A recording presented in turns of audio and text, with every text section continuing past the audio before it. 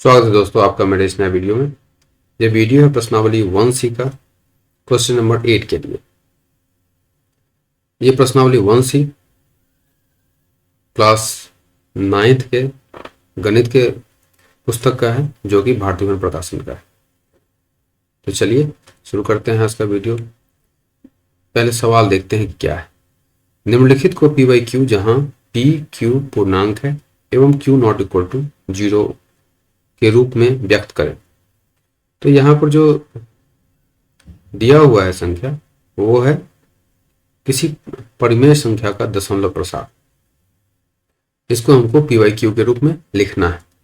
तो इसको हम दो तरीके से P बाई Q के रूप में कन्वर्ट कर सकते हैं। एक तरीका है सूत्र का, दूसरा तरीका है क्लासिकल मेथड। अगर आप इसको सॉल्व करने चलेंगे तो सवाल अगर लघुत्तरीय हो तो आप सूत्र के मेथड से बना सकते हैं, अगर दीर्घोत्तरीय है तो क्लासिकल मेथड से आपको बनाना चाहिए। तो चलिए देखते हैं इसका सूत्र क्या है। अब यहां पर दिया हुआ है आवर्त दशमलव को P बाई Q के रूप में बदलने का सूत्र। तो एक बार सूत्र देख लेते हैं, वो क्या कहता है। अंकों को उसी क्रम में लिखने से प्राप्त संख्या घटाओ प्रथम आवर्तांक के पहले तक के अंकों से बनी संख्या बटा 10 का पावर दशमलव बिंदु के बाद अंकों की संख्या घटाओ 10 का पावर दशमलव बिंदु के बाद अनावर्त अंकों की संख्या। तो यहां पर मैं आपको डिटेल में बताऊंगा एक उदाहरण देकर के कि यहां पर एक एक लाइन का क्या मतलब होगा। इसको हमको यहां यूज करना है इस सूत्र में, ठीक है। तो मैं एक उदाहरण ले लेता हूं। यहां पे उदाहरण क्या, पहला सवाल ही ले लेता हूं।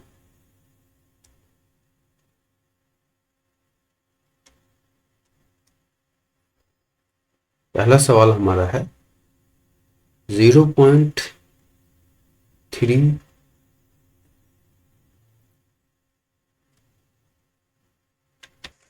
यहां अंकों को उसी क्रम में लिखने से जो संख्या प्राप्त होगी वो ये होगी। यहाँ अंक कौन सा 03 है, 03 को एज इट इज हम लिख देंगे। इन्हीं सब चीजों का हम यूज करने वाले हैं सूत्र में, इस संख्या को P बाई Q में कन्वर्ट करने के लिए। दूसरा जो है फॉर्मूला में सेंटेंस, वो है प्रथम आवर्तांक के पहले तक के अंकों से बनी संख्या। तो यहाँ प्रथम आवर्तांक 3 है। प्रथम आवर्तांक के पहले तक के, प्रथम आवर्तांक के पहले कौन अंक है, 0 है। तो प्रथम आवर्तांक के अंकों से, प्रथम आवर्तांक के पहले तक के अंकों से बनी संख्या यहाँ पे क्या हो जाएगा, 0 हो जाएगा।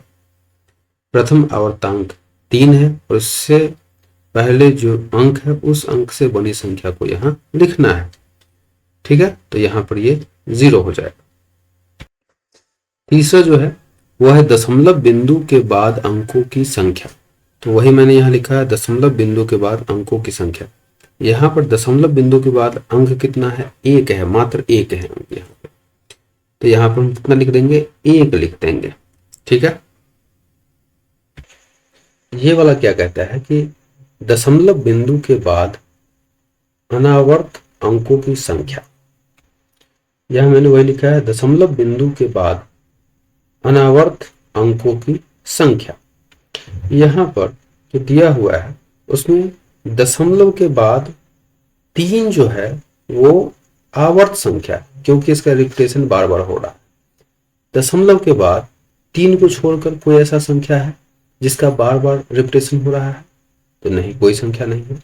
तो यहां पर हमको 0 लेना होगा, ठीक है। अब हम जो ये हमारा संख्या यहाँ पर जो भी हमने लिखा है उसको अब हम ऊपर वाले सूत्र में डालेंगे, जो सूत्र हमारा यहाँ पर दिया हुआ है। तो सूत्र को एक बार नोट कर लें, आपको ध्यान में रहेगा, ज्यादा अच्छा रहेगा, याद कर लेंगे, नहीं तो इसको नोट कर करके। अब सूत्र के हिसाब से अंकों को उसी क्रम में लिखने से प्राप्त संख्या 03, प्रथम आवर्तांक के पहले तक के अंकों से बनी संख्या 0, दशमलव बिंदु के बाद अंकों की संख्या 10 के पावर में चला जाएगा। दशमलव बिंदु के बाद अनावर्त अंकों की संख्या 10 के पावर में चला जाएगा। इसको अगर हम सॉल्व करते हैं तो 3/10⁻1 10 हो जाएगा, 10⁻0 1 हो जाएगा, 9 1/3। इस तरीके से जो हमारा ये आवर्ती जो दशमलव प्रसार है उसको हम p/q के रूप में 1/3 लिख सकते हैं। अतः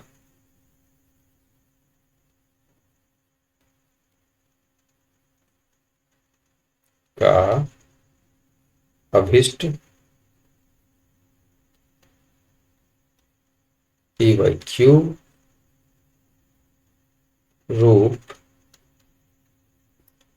1/3 है। अब एक बार ऊपर के फॉर्मूला को समझ गए तो हम देखते हैं अब अगला सवाल।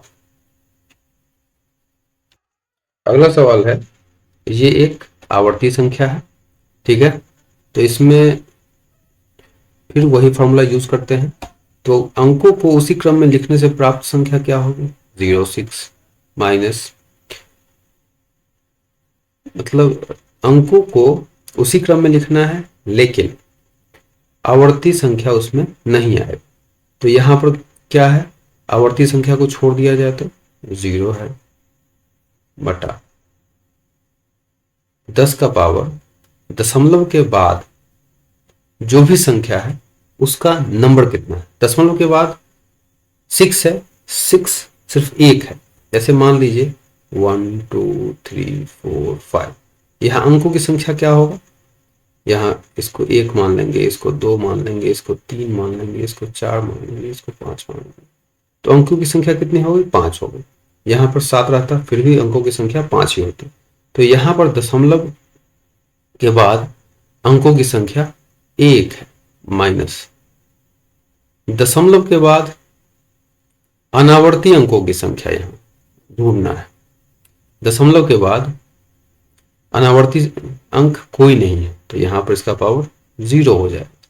अब इसको हम क्या लिख सकते हैं, सिंपल हमको सॉल्यूशन इसका दे देना है। लेकिन अगर आप बनाएं तो ऊपर का जो मैंने जैसे सॉल्व किया है उस तरीके से आप सॉल्व करेंगे तो आपको पूरा नंबर मिलेगा, क्योंकि उसमें हर चीज मैंने डिफाइन करके रखा हुआ। ठीक है, यहाँ पर ये 10 हो जाएगा, 10⁻0 1 हो जाएगा, और ये 6/9 हो जाएगा। कितना हो जाएगा जी? 3 दूनी 6, 3 तिया 9, तो 0.6 का p/q रूप 2/3 होगा। ठीक है, जो तीसरा नंबर सवाल है वो ये है। इसको मैं आपको फिर से पूरा भाषा बढ़िया से लिख करके आपको इसका सॉल्यूशन आपको करके बताता हूं। जो सूत्र है, देखिए अगर आप जितनी बार सवाल बना रहे हैं उतनी बार अगर सूत्र लिखेंगे तो आपको वो सूत्र उतने अच्छे तरीके से याद हो जाएगा। इसलिए ये प्रैक्टिस से बना लीजिए कि जितना बार आप सवाल सॉल्व करें उतना बार उस सूत्र को लिखने की कोशिश करें। ठीक है, जितना बार लिखेंगे आपको वो सूत्र उतने अच्छे तरीके से याद हो जाएगा। फिर से एक बार देख लेते हैं। किसी भी अशांत आवर्ती संख्या को p/q के रूप में बदलने का जो सूत्र है वो क्या कहता है? अंकों को उसी क्रम में लिखने से प्राप्त संख्या माइनस प्रथम आवर्तांक के पहले तक के अंकों से बनी संख्या बटा 10⁻, दशमलव बिंदु के बाद अंकों की संख्या माइनस 10⁻, दशमलव बिंदु के बाद अनावर्त अंकों की संख्या। चलिए इसको बिल्कुल अलग अलग करके लिख लेते हैं। अंकों को उसी क्रम में लिखने से प्राप्त संख्या, जो कि ये वाला अंकों को उसी क्रम में लिखने से प्राप्त संख्या। अगर अंकों को इसी क्रम में लिखते हैं तो क्या संख्या प्राप्त होगा? 0 से। अगला देखते हैं। प्रथम आवर्तांक के पहले तक के अंकों से बनी संख्या। प्रथम आवर्तांक के पहले तक के मतलब यहां पर भी कोई नंबर होता उसको भी हमको लेना पड़ता, तो यहाँ कोई नंबर है नहीं। प्रथम आवर्तांक के पहले तक के अंकों से बनी संख्या, यहाँ पर 0 हो जाए। ये 0 की बात हम नहीं कर रहे हैं। अगर जैसे प्रथम आवर्तांक के पहले तक के अंकों की जो अंकों से बनी जो संख्या है वो क्या है, वो 0 ही हो जाएगा। ठीक है, अगर यहाँ कुछ होता तो फिर हम उसको लेते, लेकिन यहाँ कुछ है नहीं। कंफ्यूज मत होइएगा। जैसे मान के चलिए यहाँ पर 2 होता, ठीक है, तो यहाँ पर हम इसको 0 न लिखकर 2 लिखते हैं, 0 2 लिखते हैं। ठीक है, 0 भी हमारा काउंट। अगर ऐसे रहता तो हमको क्या लेना पड़ता, 1 2। ठीक है, तो यहाँ पर फिलहाल 0 है तो हम क्या करेंगे, 0 ही लेंगे।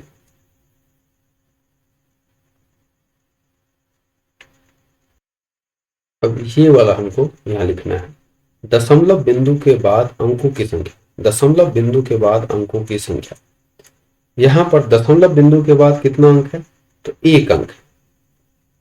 अगर वही यहाँ पर क्या रहता है 0.17, तो क्या लिखते हैं हम, दशमलव बिंदु के बाद अंकों की संख्या 2 है, यहाँ हो जाता 2।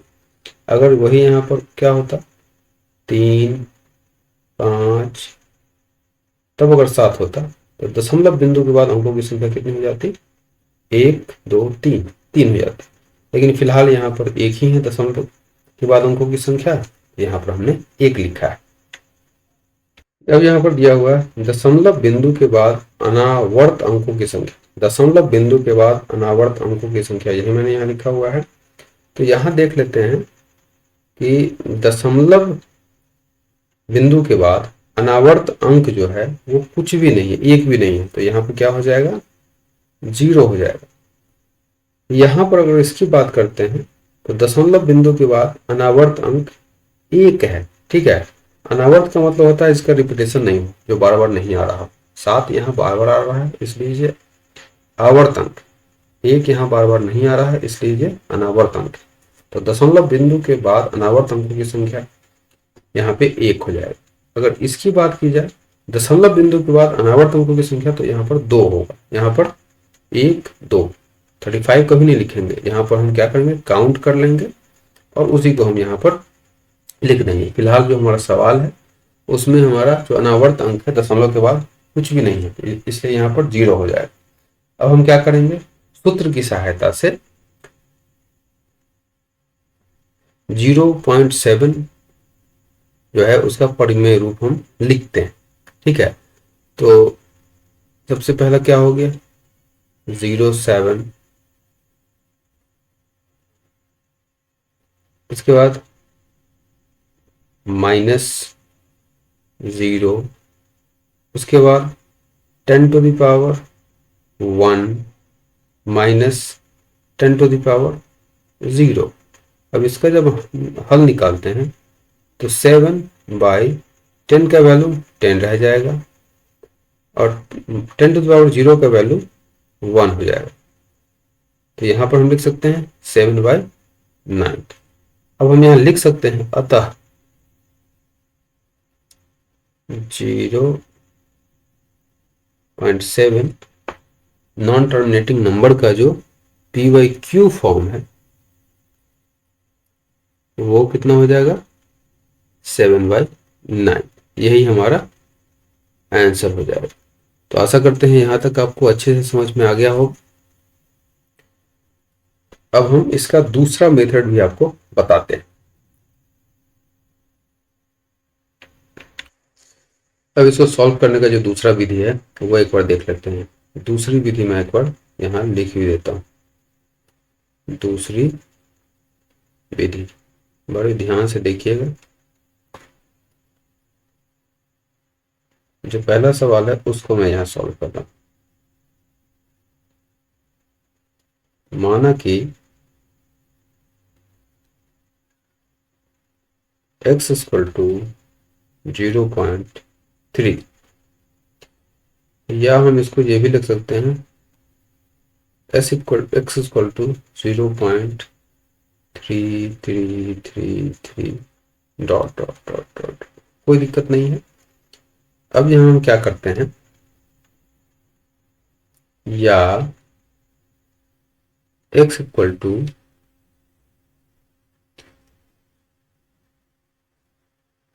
एक चीज यहाँ करना है कि दोनों तरफ अब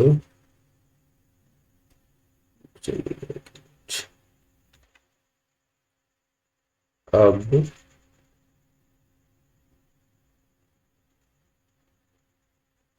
इसको समीकरण ए मान लेते हैं। समीकरण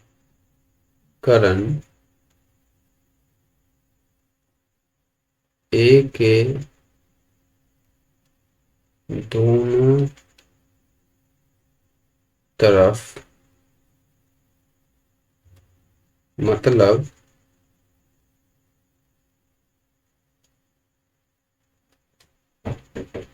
LHS और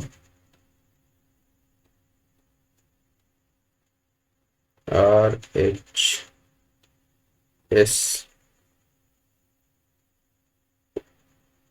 में 10 से गुना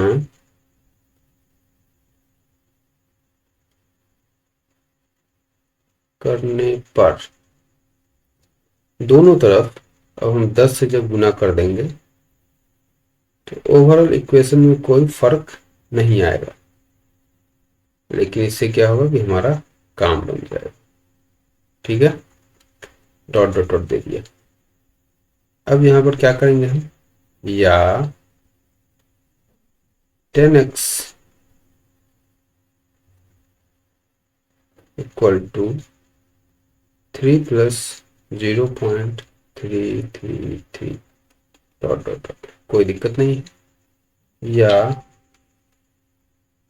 इधर का जो 3 है उसको हम इधर ले लेंगे।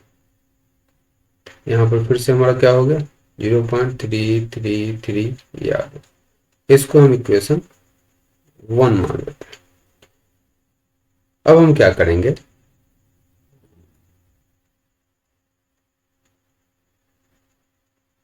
अब पुनः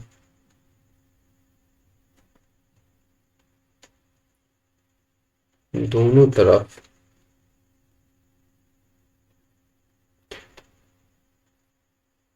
दस से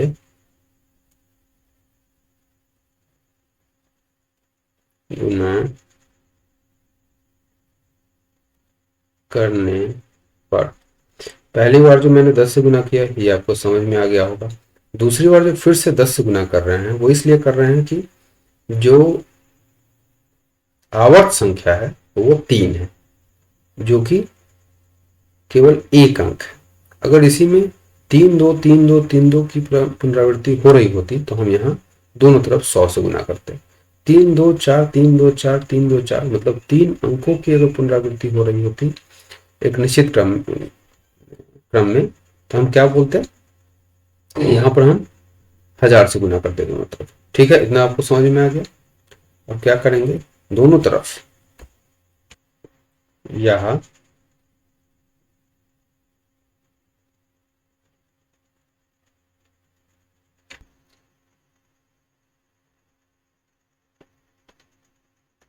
दोनों तरफ 10 से गुना करना है, सॉरी, या 10 × 10x - 3 = फिर से जब इसमें 10 से गुना होगा क्या होगा,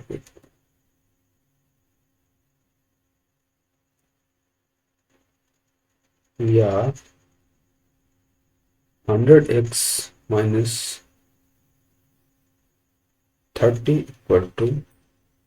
3.3333, कोई दिक्कत वाली बात नहीं है।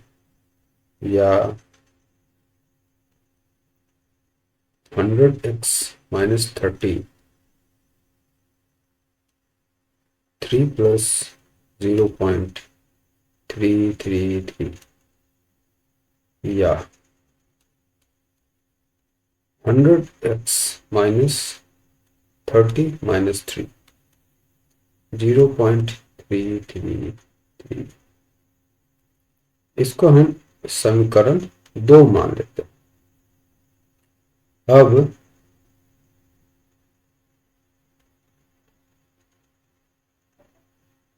समीकरण 2 में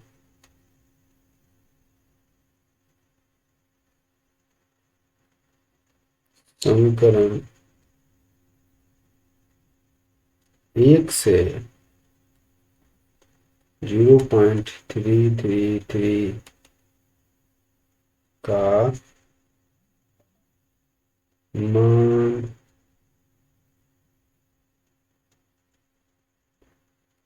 डालने पर यहाँ पर 0.333 का जो मान है 10x माइनस 3 है, तो ठीक है 0.33 की जगह पर 10x माइनस 3 हम डाल देंगे, या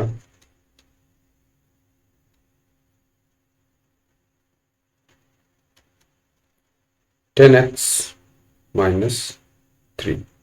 अब समान जाति वाले जो भी व्यंजक हमको एक साइड कर लेंगे।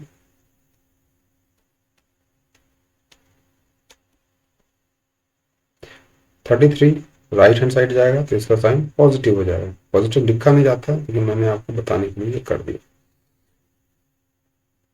या 90x इक्वल टू 30। अब यहाँ क्या लिख सकते हैं, या x इक्वल टू 30/90। ठीक है 9 1/3, अतः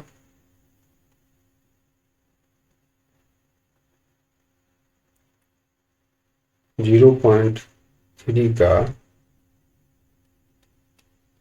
py/q रूट 1/3 होगा। आपको याद होगा कि पहले ही विधि से हमें 0.3 का जो py/q रूप है वो 1/3 ही मिला था। तो हमको लगता है कि आप दूसरा सवाल भी इस तरीके से बना सकते हैं, लेकिन मैं चाहता हूं ये जो दोनों सवाल है ये आप खुद से बनाइए और मैं इसका सलूशन आपको अगले वीडियो में दे दूंगा। खुद से बनाइए, इच्छा हो तो मुझे कमेंट करके बताइए कि मैंने इसको बना लिया है, और तब मैं अगर आप इसका सॉल्यूशन खुद से करते हैं मैं इसका वीडियो डालूंगा तो आप उसको मैच करा के देख लीजिएगा कि आपका कैसा बना है। तब तक के लिए धन्यवाद, अच्छे रहिए और thank you for watching my video.